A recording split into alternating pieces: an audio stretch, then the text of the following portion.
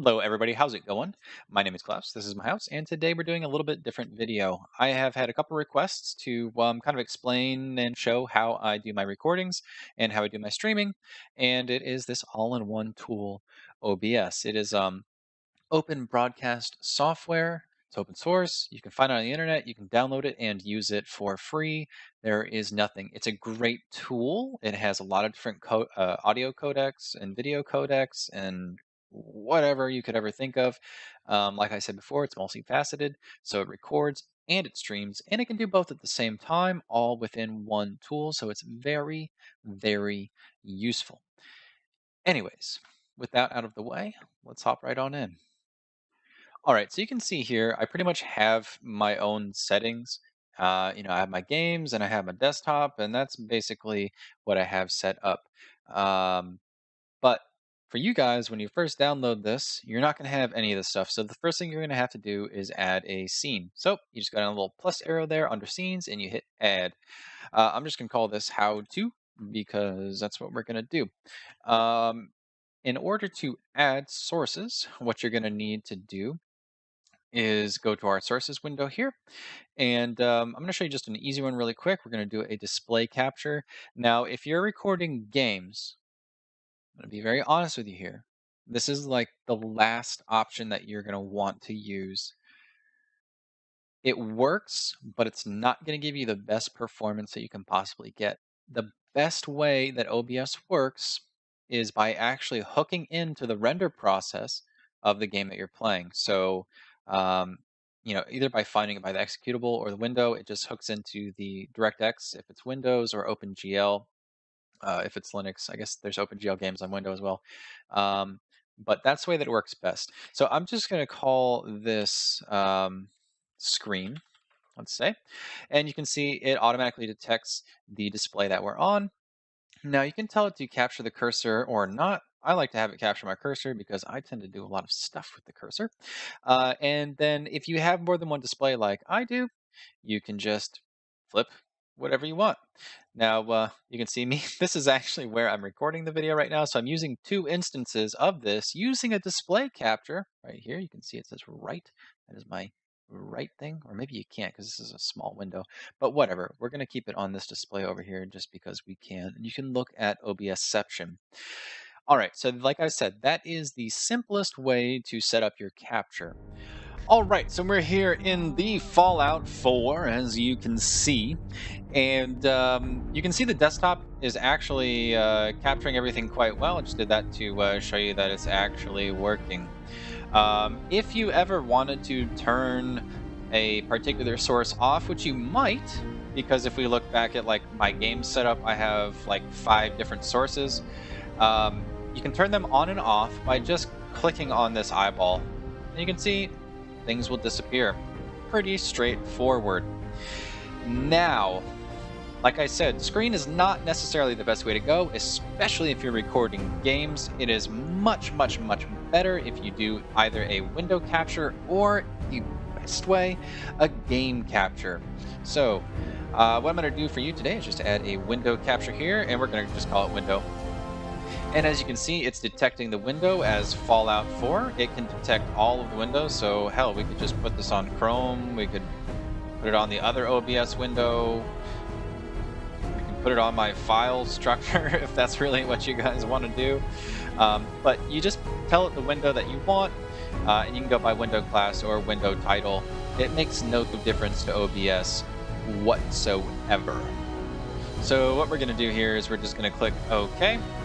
And we can turn it on and off, no problems. We have our window capture. Now, game capture works very, very similarly. All that we're going to do is we're going to hit add and change to game capture. Now you see I already have these existing ones here, which is nice because if you're creating several of these scenes, you can transfer over connections that you've already made. I'm just going to call this game because I don't care, and we're going to hit that. Now, you can tell it capture any full screen application you want, and that can be good if you have a general game source. But what I like to do is I like to go by executable name. So I will unclick capture any full screen application, granted, you don't have to do this. I'm just showing you what I do.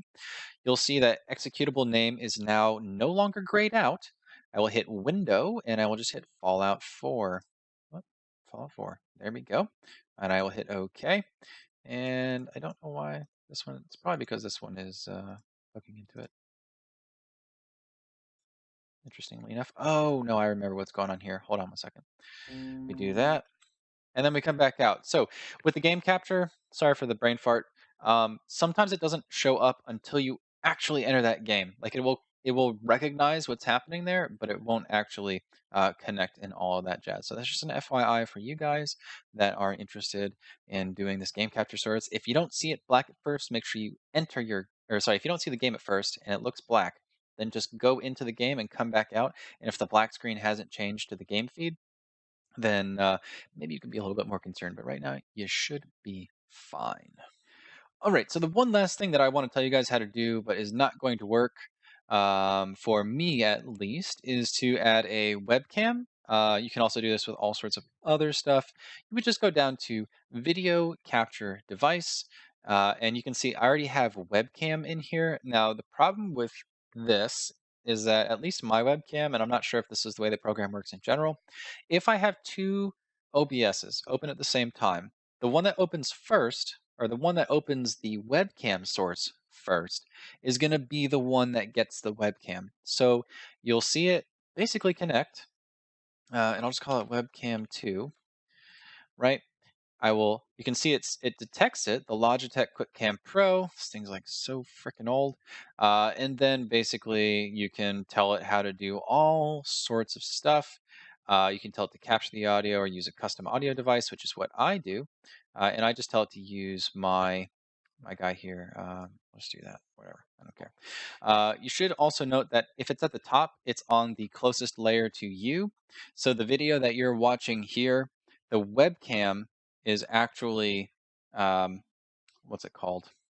It's actually above. So webcam is always above my other sources. That's just an FYI. I apologize if it doesn't work, but it kind of is just the way that this software works, at least for me with my particular webcam. I mean, you can see the webcam is working. I'm talking on it right now. All right, so after you've set up your sources and your scenes, the next thing for you to really do is go into your settings. Now, there's a lot of stuff here. It's going to be a little bit of a slog. I'm going to try and stay like really, really, really, really low level. I'm going to tell you what you need to do, more or less, um, and how I do it. But I'm not going to touch on some stuff, which is not necessarily more complicated, just kind of like out of scope. So we have this front page, just our general options. We can change the color of the theme, that sort of thing. We can change snapping. So like, I guess I should kind of show you that.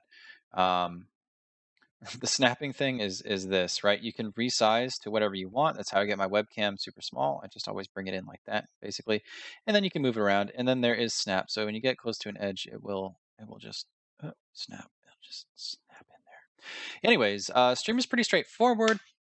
It gives you a lot of options here. So I personally use Restream IO. It's great because you can stream to literally anywhere you want. Twitch, YouTube, Hitbox, yada, yada, yada, yada, yada, yada, yada. But if you don't multi-stream, you just want to stream to one place, which for latency reasons, I could see why you would want to do. Restream IO probably adds about 30 seconds to the mix, which can throw certain people off, especially when they're telling me to go do something and then I do it and then they're still yelling at me to do it, even though I've already done it. So if you just want to go straight forward and get it done, you can pick whatever you want. You can do Twitch, you can do YouTube Gaming, you can do Hitbox, whatever you want. Now, if you have an option that's not here, or if something is wrong, maybe with the way that they're connecting to the service, and you just decide that you need to set up your own custom server, you just go up here to Stream Type, you put custom streaming server, you give it your URL, and you give it your OAuth stream key, and everybody is happy.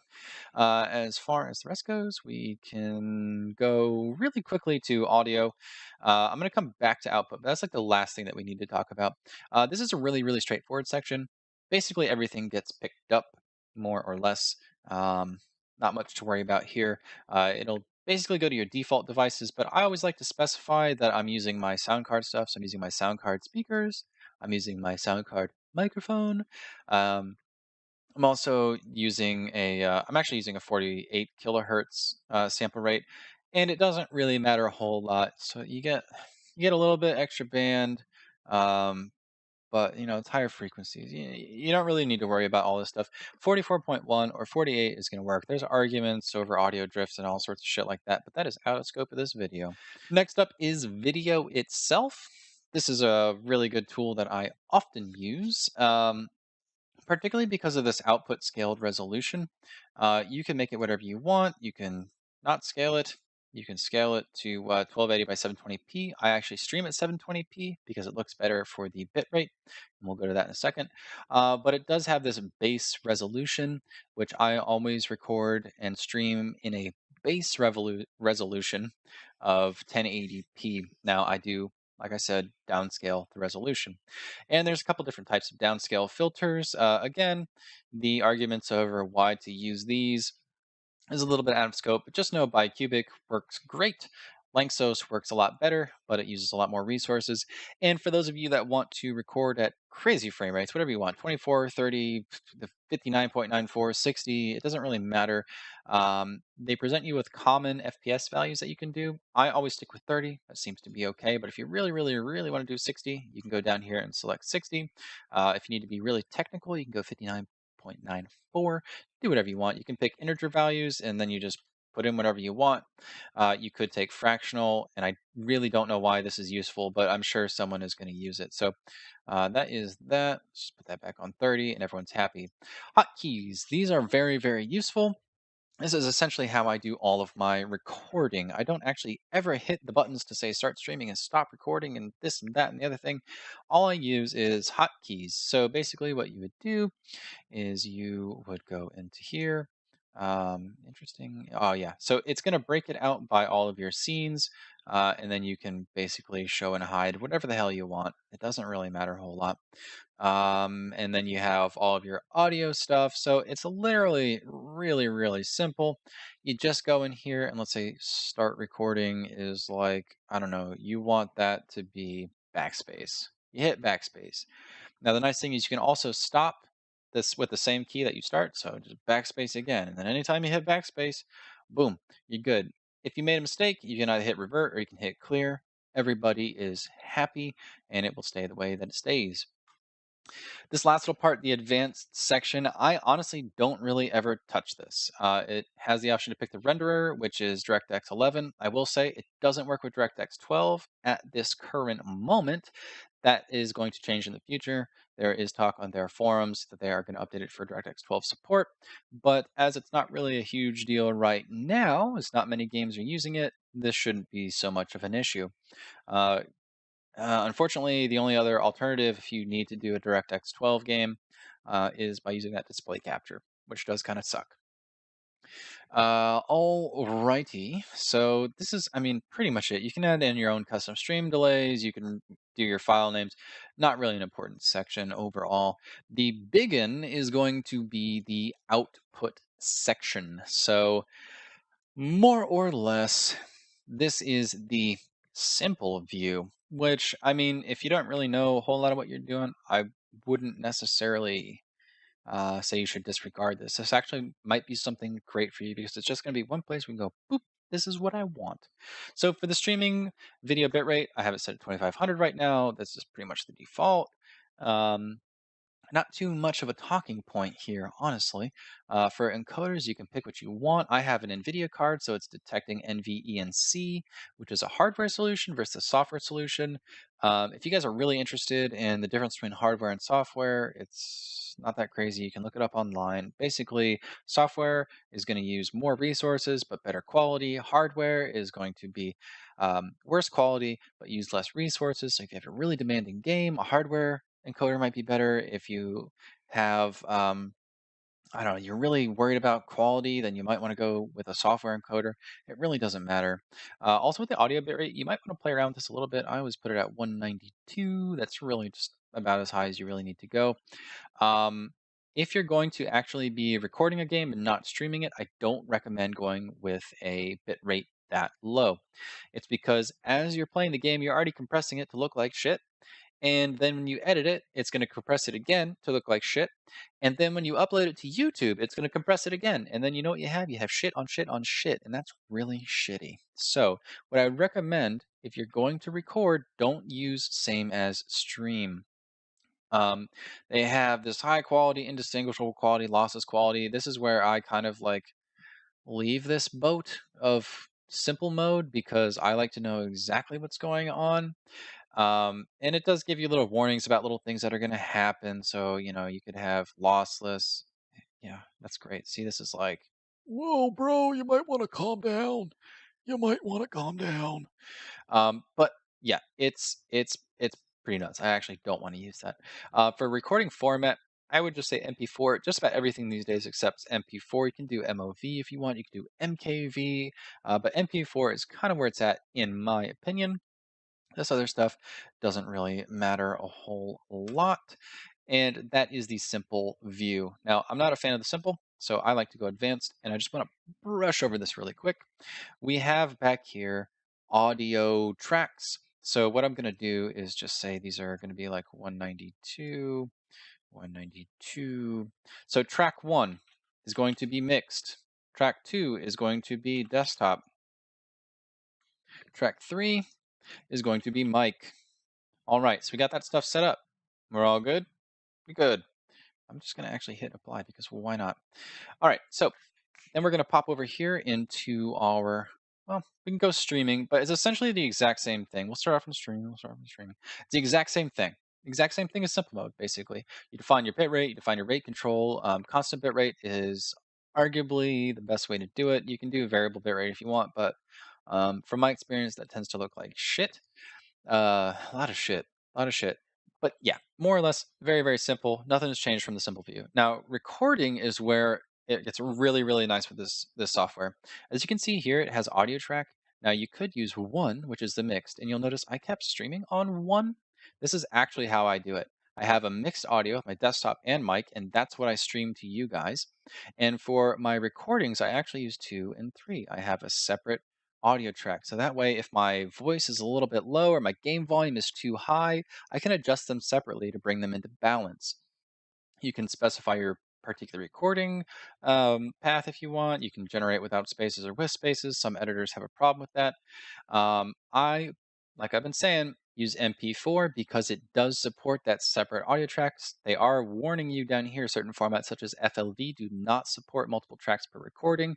So if I was using FLV, I don't even want to know what happened, but it wouldn't give me the 2 audio tracks. So we're going to go to MP4. Now, encoder, you stream encoder? Hell frickin' no. That's not what we're going to do. I'm just going to put X264. It's the exact same thing, more or less. NVNC has slightly different options, as you can see here, but more or less it's accomplishing the same goal. Let's go with X264 because that really is a majority of what you guys are going to use anyway. So rescale output, you can if you want. So I don't particularly do it for my recordings. I do it for my streaming, but you can select whatever you want to rescale your output to if that's really important. If it's not, don't worry about it. And then we can just go basically down to the settings. Rate control, CBR, all the way. Variable bit rate has its time and place, but for your recordings, especially your raw recordings, don't ever use VBR. Okay, what's happening with variable bitrate recording is that it's saying like, I'm allowed to have so many bits per second. Let's just say it's 2500. In this frame, I need it. In this frame, I need it. In this frame, I don't need it. So I'm going to drop the quality because I can get by with only 1000. And that seems like a great idea if you want to save space, but your video comes out looking like crap. I've done it on multiple occasions thinking that would be okay, and I was very, very upset with the results. I would argue, don't take the risk. Don't even do it. Just don't even do it. And YouTube, God, YouTube has butchered some variable bitrate recordings. I just like to bite the bullet on the file size and take constant bitrate and rant. For bitrate, 2500 is really, really low. I personally record at 100,000. 100,000 is what I do. When I first started doing YouTube and recording videos, I was playing The Witcher and I was recording at 20,000 kilobits per second, which is what we're doing here. It doesn't actually say, but my bitrate was 20,000. And I was really, really concerned because my video was coming out all blocky and my game was laggy. And I was like, what the hell is going on? And I couldn't find any solution to that problem at all. Really, the thing is to bump your bitrate up. The higher the bitrate, the better the quality. The higher the bitrate, the less compression that your computer has to do. Less work for the compression means more work for your game. Something to keep in mind. It actually proves to be irrelevant in most titles, but for certain games that are very heavy on CPU, like Paradox games such as Europa Universalis, um, having a lot of work that the CPU has to do outside of the game can really make that game lag. So that's just an FYI for you guys there. Keyframe interval, you can pretty much leave that at 0. I personally put it at 1. It's just sometimes recommended for certain audio or video editors, but I don't worry about that too much. And then for your CPU usage preset, basically you're going to want to go to very fast, super fast, or ultra fast. There's not a whole lot of other options for you there. You can, you know what, if you really want to test it out, you can go down to placebo and then try and record a video because it's not going to happen. Now, granted, some of you could probably get away with fast or faster. I haven't been able to get by with anything faster than fast. And that was playing some decently low res games. And my computer's not necessarily a slouch. It's not the best, but it's not a slouch. And these CPU usage presets do impact the performance. So either you're going to have a video that's very, very stuttery, or your game is going to be highly impacted, and that's not going to be fun either. So ultra fast, super fast, very fast. That's pretty much what it is. I like to stick on very fast because that's the kind of guy I am. As far as profiles, you can pick these if you really want. The tune, you can tune your encoding for a particular thing as animation, and you want it grainy. Do you want this, that, blah, blah, blah. You want a fast decode. I don't touch this at all. I basically leave it at none. Unless there's something that you really know in that particular tuning that's going to help you out, I would just recommend that you stay away from it unless you really know what you're doing. Variable frame rate. Variable frame rate is kind of nice. Sort of. If you'd like your audio to get jacked up. But that's maybe being a little bit too harsh. It is really just due to the fact that a lot of a lot of video editors don't handle variable frame rate videos that well. I believe Sony Vegas is one of them. Everything is supposed to be constant frame rate because that's basically how it lays out its timeline. So what it'll do is it'll be like, oh, I have a constant um, frame rate video that's at 30 frames per second, and doop, this is what it should be. But let's say you did like a variable frame rate video, and like it was 30 here, but then it was like 20 somewhere else, and then when you put it into your editor, you realize that your audio is like 30 seconds longer than your video, and you're like, what the hell? That's what variable frame rate will do. It's happened to me. Friends don't let friends use variable frame rate unless they have an editor that can handle it. And then take your own risk, because I don't know how that goes. Anyways, guys, that's pretty much going to wrap it up for these settings. So I'm just going to hit apply because I don't care. And then the last thing that I want to talk to you about is the mixer. And this is how I get all my separate audio tracks. So basically, we have an offset. So that is basically, if you look at your camera, when you're talking, if you have a webcam or something like that. If you don't have a webcam, it's not super important. But if you look at your videos afterwards and you notice that there's a slight disconnect from what you say and what you see, you can touch this stuff. So you can see on my microphone, I actually have a 30 millisecond offset, and that's just to try and get my my audio to match up with my video. It's still not perfect, but it kind of is what it is. And then on this other one here, you have your tracks. Now, the tracks is just basically telling you what sound is going to show up on which track. So I only use desktop audio in my microphone. I don't use my webcam. So what I'll do is I'll just take these off so that it doesn't show up on any of the tracks. You can even go so far as to actually mute it so it has 0, and just ensure that that webcam audio doesn't get on there at all. But it's up to you however you do that. And then you'll notice with my mic/auxiliary, I always put it on track 1 and track 3. If you remember back to when we did the audio tracks in the advanced settings, those were the 2 tracks. We had the mixed track and the microphone track. And then my desktop audio, again, it's on 1 because I want my desktop and my microphone to merge when I'm streaming, but I also have it on 2, which is the desktop audio recording um, track. So that way, when I am actually recording a video, I can edit those sounds separately. Anyways, guys, that has pretty much been a walkthrough. If you have any particular um, questions about OBS, please let me know. It's a pretty straightforward program to use. This is the MP version. I should have said that in the beginning. And yeah, more or less, guys, have a crack at it. Have fun with it. If you like it, you like it. If you don't, you don't. Everyone uses different tools, but this is a free option. So if you don't want to shell out even whatever it is, like 30 bucks for DX Story or Bandicam or Fraps or whatever the hell it is, I understand. I'm with you. And this tool really has it all. So I would suggest that you at least take a look at it. If you don't like it, like I said, whatever. If you did like this video, though, let me know down below in the comments section. Like I was saying before, if you have questions, feel free to ask. If there's something else you would like to know, let me know, and I can let you know.